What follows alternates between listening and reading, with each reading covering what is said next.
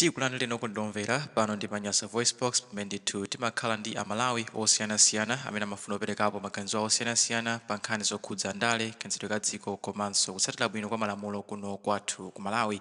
Ndiyero tabweranso ndi Boni Kalindo amene wandithu ndi president wa bungwe lija la Malawi First, the People First. Iwo ndithu akunena kuti dziko la Malawi ndi dziko lomvetsa chisoni kwambiri. Akunena izi pamene ndithu akusanthula nkhani ziwiri zitatu, ayamba ndi nkhani za ngozi zimene zachitika kuno ku Malawi. Musabatayi taona ndithu kuti ku Malawi kunoko kwachitika ngozi zochuluka kwambiri mukanthawi kochepa, makamaka ngozi ya ku Kasungu imene ndithu yapha anthu 26. Ndiwo wandithu akukambapo maganizo awo kuti kodi ngozi zimenezi zikuchitika chifukwa chani kuno kwathu ku Malawi. Iwo ndithu akukambaponso za mavuto amene ndithu abale athu amene anapalapula milandu yosiyanasiyana akukumana nawo kuma prison athu, akuti kuma prison athu kuli njala, anthu kumeneko ndithu sakudya mokwanira, komanso kuli mavuto ena ndi ena okuti boma likanena ndithu kuti likonze kuti abale athu amene akuseva jere achitsamalika bwinobwino. Iwonso ndithu akupitiriza kunena kuti chilungamo chathu kuno kumalawi pena pake sichikumayenda bwino, pezeka kuti amwenye akumakhululukidwa milandu koma amalawi anzathu akuoneka kuti tikumafinyabe kuma khoti. Nde Boni Kalindo ndithu akambapo nkhani zonsezi kuphatikizaponso nkhani zina. Nditi nkhani imodzi pano pa Nyasa Voice Box kuti timve kuti Boni Kalindo akuti chani lero pa 24 August 2024 pano pa Nyasa Voice Box. Kung'alula kwa lero nding'alula koma mosweka mtima, kukulirira iwe mzanga osauka, mzanga iwe amene uli mphawi ngati ine, amene mostly iwe umakhala victim, amene olemera amakugwirisa ntchito, amene iwe awandale amakugwirisa ntchito. Ndikukulirira iwe wochokera kumsanje kukafika kuchitipa, kukulirira iwe mzanga ochokera kunkhotakota mpaka kumchinji, kunena kuti ino sapano yakwana nthawi yonena kuti aliyense wa ife agwade pansi apemphere, chifukwa dziko ili sopano silili bwino. Ino tangoganizani kuchokera mu Juni kuzafika siku la lero, ngozi zokha ngozi zake zoopsa. Iwe kodi wabadwa lero? Kodi iwe wabadwa liti? Kodi zimene zikuchitika ziunamba wazionapo moyo wako wonse? Nanga zimenezi ndi chani? Ngakhale kuti andale amati akalowa mboma amakapanga malamulo woopseza ndi cholinga kuti aziyapana anthu asamalankhule za kukhosi kwawo, koma ine lero chondigwera chindigwere ndipo ndimanga ndimange, koma ine ndinene chilungamo kunena kuti pamene pafika zikoli iyi ndi imene imatchedwa kuti sataniki. Izi ndi zimene zimanenedwa kuti ufiti. Ena amati akalowa mboma amakapangako malamulo otchinjiriza za ufiti zawozo, otchinjiriza za satanikizo, ndi cholinga kuti anthu akamalankhula zimenezi kuti muziko munomo muli ufiti, muziko muno muli asataniki, akufuna azitenga magazi a anthu owazimangidwa. Koma izi chilungamo chake nchonena kuti pamene zafikapa si za mulunguso izi ayi, chifukwa mulungu amene mukumuziwa inu ndi ineyo, mulungu wathu sangalolere kuti anthu azifa chonchi. Anthu azifa pakana ena ndikumapserera mminibasi. So kairo ona nukumango jambula mwalamo kuti mwina aitanise galimoto ya fire. Amene pafika apa ndi chazimanenedwa kuti ufiti, makamaka nyengwe inoyo imene tikuyandikira kuzisankho, kuteroko mausogoleri enawo amakhala kuti ali ndi mapangano ena amene ifeyo sitikuwadziwa. Chifukwa chibadwireni inu ndi ine mwina zimene zikuchitikazi kwa ambiri ife tikuziona koyamba. Anthu andale ndi anthu woopsa, makamaka likakhala ziko lopempha palitu kupempha kwina kumene umakapemphako kumaonongesa miyoyo ya anako.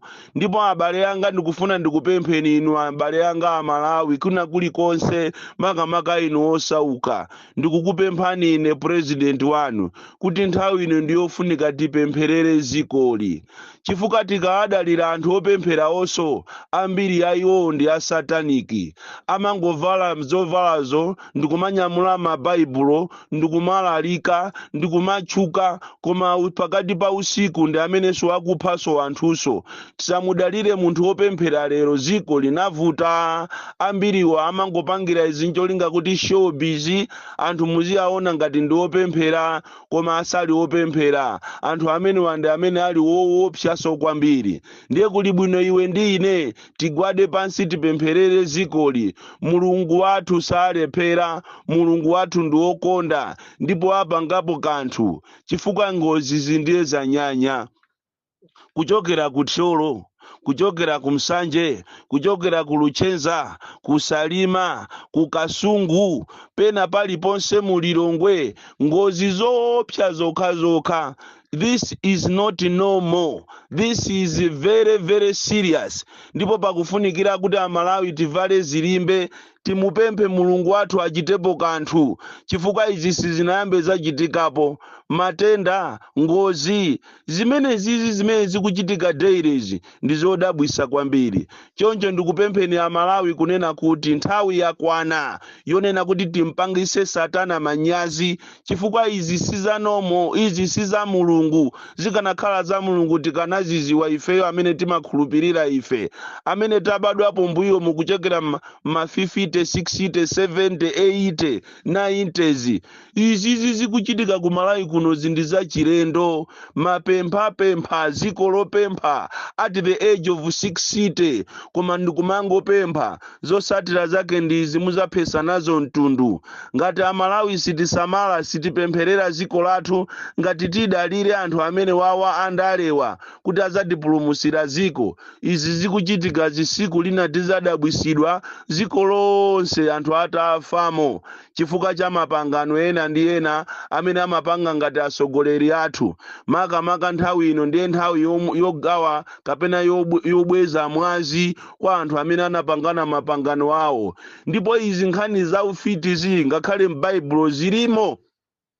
Ufiti m'Baibulo Mulungu ananena kale, anthu ankauluka nthawi imene ya Mose, ufiti ulipo. Koma chifukwa cha ife timaona ngati kaya ndi sukulu, kaya ndi chitaoni, kaya ndi chani, kaya ndi kuzindikira, kaya ndi ndalama, ambiri amalesa kuti ufiti uliko, sataniki iliko, pakana malamulo kunena kuti amene atazanenenzaje kuti ndi fiti amene wazimangidwa. Imene ndi plani ya anthu andale amafuna kutchinga choonacho kuti anthu asachilankhule.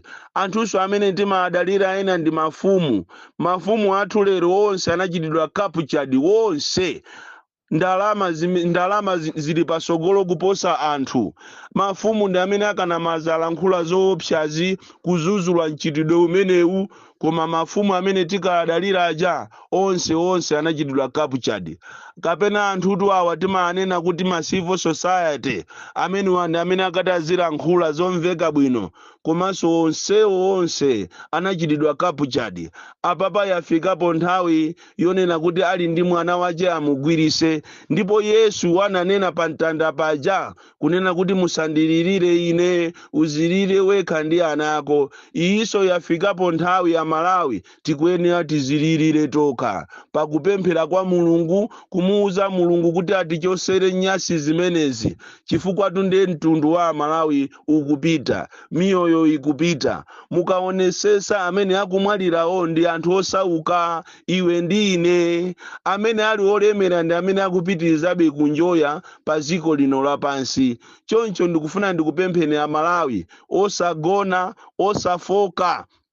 Tiyeni tipemphere Mulungu atipasa mayankho, chifukwa izi zikuchitikazi sizanomo. Izi zafika pena sopano pothesedwa nzeru kumaganiza kuti koma Mulungu waloleranji izi. Amene isi Mulungu, anthu amene wandi asataniki akufuna kubweza mwazi, kufuna kupanga kukwanirisa mapangano awo amene amapangana kuseriko iwe ndine kulibe. osamukhulupirira wandale. Anthu andale ndi opsa m'bale wanga, chifukwa tu iwe ndi ine ndi amene tikupita, iwo ndi amene akusala. So kairo amafuna azipanga malamulo ofuna kuphinja anthu osaukawo. Inu tangoganizani ulo milandu imene ili muno m'Malawi, kodi amene amamangidwawo ndi ndani? Amene twali mpirizoni mu ndi anthu osauka. Ndipo tikunena pano pa likanakhala kuti boma ilili ndi boma loganizira anthu, bwezi pano atatulusa akaidi onse azipita kwawo.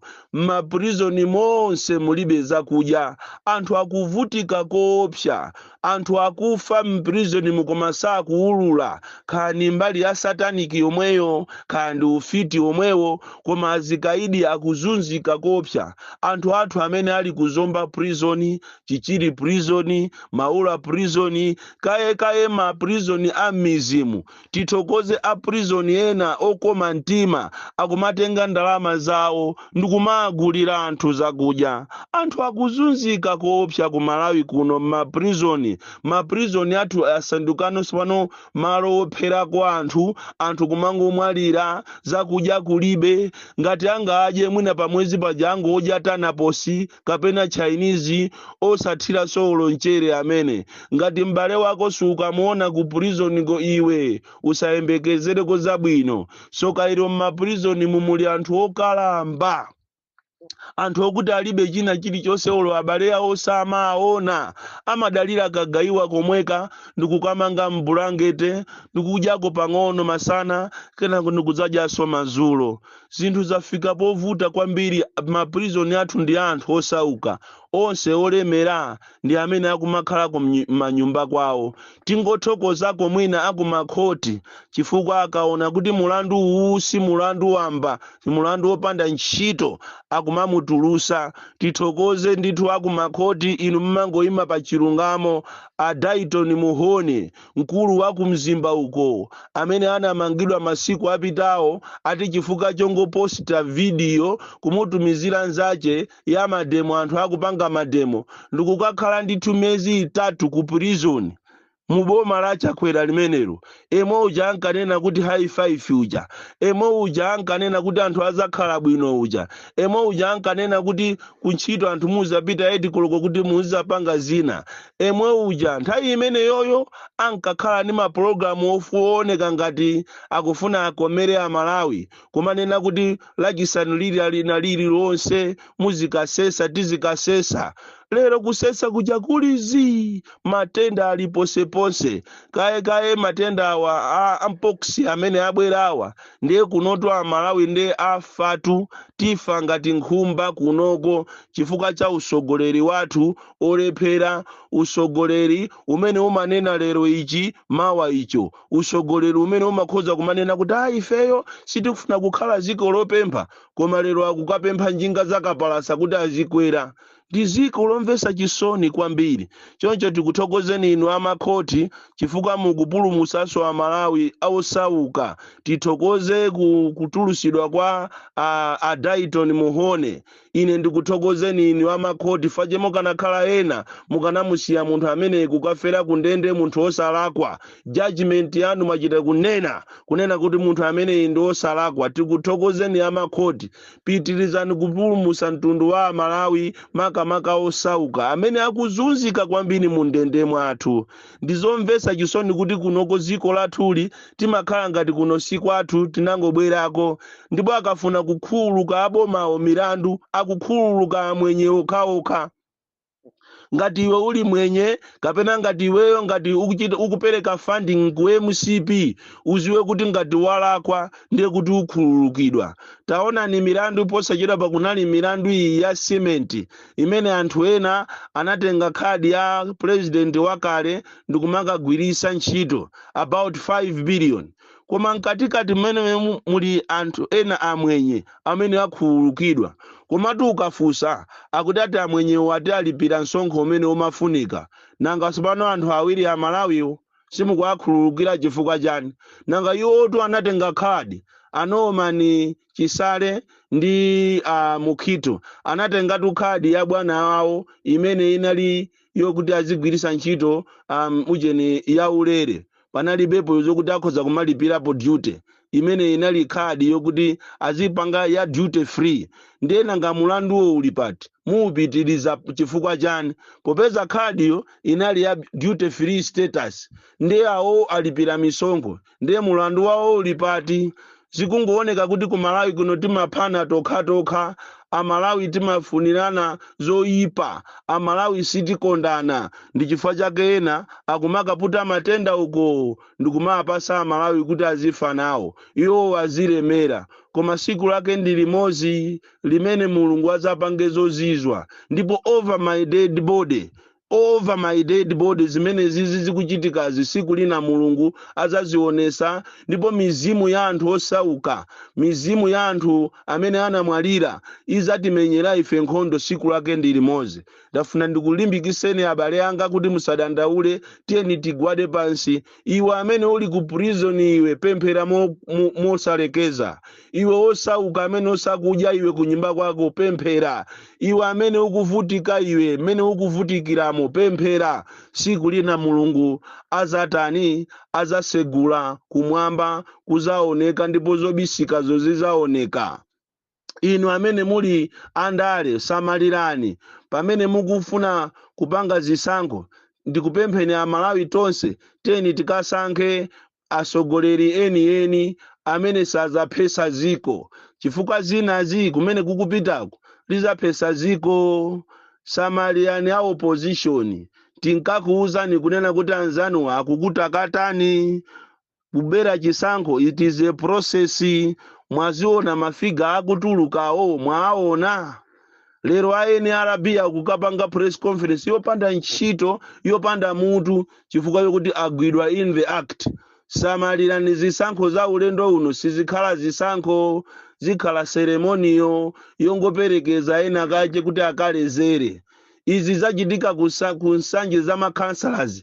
Akanakhala kuti ndalama zijapereka ndi a opposition kuwapasa makansala kuti amusankhe munthu wina imene ili zachinyengo, za corruption, bribes, akanakhala anthu atamangidwa kale.